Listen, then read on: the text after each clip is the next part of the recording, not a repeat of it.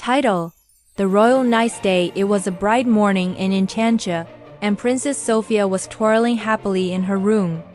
The castle buzzed with excitement because today was very special. A royal family from a faraway kingdom was coming to stay for one night.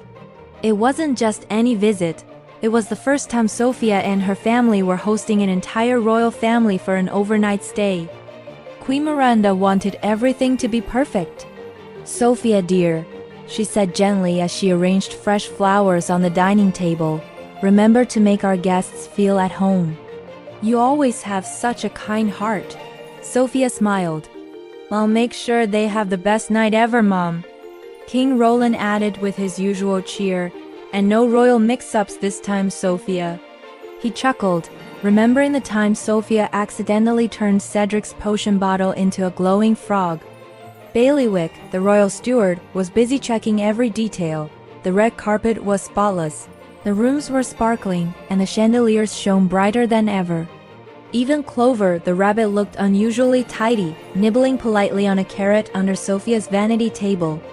By afternoon, the golden royal carriages rolled through the castle gates. Trumpets sounded as the royal family of Tangu, King Karim, Queen Layla, and their daughter Princess Amira stepped out gracefully. Amira was about Sofia's age, with long dark hair tied in a braid and curious brown eyes that sparkled with wonder.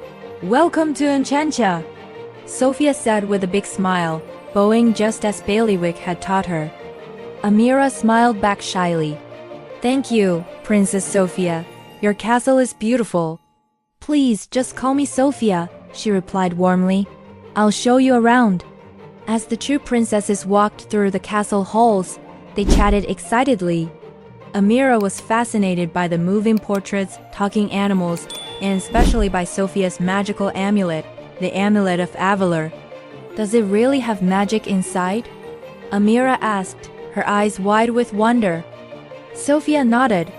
"Yes, but it only works when I do something truly kind or brave. It's not just for magic, it's for learning what being a princess really means." Amira sighed dreamily. "I wish I had one like that. My kingdom doesn't have any magic. Just sand, stars, and stories." Sofia smiled. "Maybe tonight we can make your stay a magical one."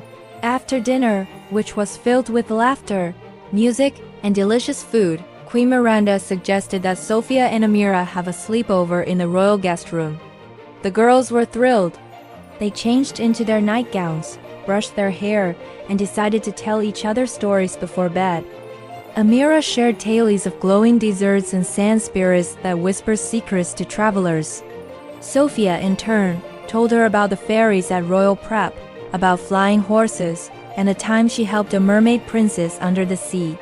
Just when they were about to fall asleep, a strange sound echoed through the room, a faint rattling noise, like chains clinking softly. Amira sat up quickly. What was that? Sofia rubbed her eyes. Probably just the wind. But then it came again. Clink, clink, clink. They exchanged nervous glances. Clover, who had been dozing near the fireplace, twitched his ears. "That's no wind, Princess. Something's out there." The girls tiptoed to the balcony and peeked outside. The castle gardens were bathed in moonlight, and everything seemed still. Until a shadow moved near the fountain. Sofia gasped softly. "Something's there." Amira, her curiosity stronger than her fear, whispered, "Let's find out." They put on their slippers and quietly sneaked out, with Clover reluctantly hopping behind them. "I must be the craziest bunny in all of Enchancia," he muttered. The corridors were dimly lit, and the moonlight spilled through the tall windows. As they reached the garden doors, Sofia pushed them open gently. The night air was cool, and the stars shimmered brightly overhead. "Over there," Amira said, pointing toward the fountain. Something glittered beside it, a small silver key lying in the grass. Sofia picked it up. A key? But to what? Before Amira could answer, they heard a faint voice, soft, almost like a whisper carried by the wind. "Help! Ami!" Sofia's amulet began to glow faintly. "It's magic," she said. "Someone needs help." The voice came again.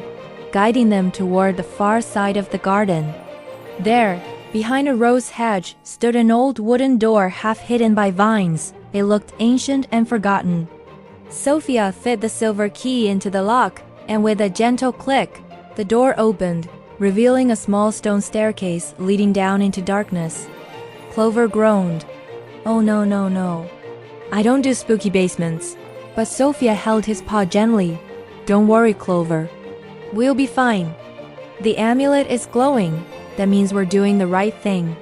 They carefully descended the stairs, their footsteps echoing softly. At the bottom was a small underground chamber filled with old furniture and dusty mirrors. In the center of the room stood a shimmering figure, a ghostly young girl wearing a tattered royal gown. Amira gasped and hid behind Sofia. "A ghost!" But Sofia stepped forward bravely. "Hello, are you okay?" The ghost smiled sadly. "I'm Princess Elara. I lived here long ago. I was trapped by a spell, and only the kindness of 2 true princesses could set me free." Sofia looked at Amira, who was trembling slightly but nodded. "We'll help you, Princess Elara." The ghost's eyes sparkled. "Thank you. You must take the key and place it on the moonlight stone in the garden." Together, Sofia and Amira ran back up the stairs and found the moonlight stone, a smooth white rock glowing faintly beside the fountain. They placed the key upon it, and the amulet shone brighter than ever before. A swirl of silver light wrapped around them, and a gentle voice whispered, "You have freed me." The night wind blew softly, carrying a trail of glittering light into the sky. Princess Elara's spirit rose gracefully and disappeared among the stars. Amira looked at Sofia in awe. "You really are a magical princess." Sofia smiled. "No, we both are, because we believed in kindness and courage." As they returned to their room, the clock struck midnight. Clover yawned, curling up on the rug. "Well, I hope tomorrow's adventure involves breakfast instead of ghosts." The next morning the sun shone warmly through the windows. King Karim and Queen Layla thanked King Roland and Queen Miranda for their hospitality. Amira hugged Sofia tightly. "This was the best royal nice day ever. I'll never forget it." Sofia handed her a small purple charm shaped like a heart. "Keep this. It's not magical, but it's a reminder that friendship is the best kind of magic." As the royal carriage departed, Sofia waved happily.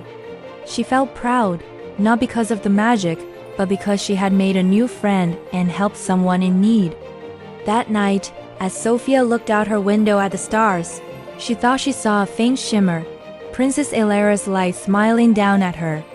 And with a content sigh, Sofia whispered, "Good night, Princess Elara, and thank you for reminding me what being a true princess means." Moral: true royalty isn't about crowns or castles. It's about courage, kindness, and helping others, even when no one is watching.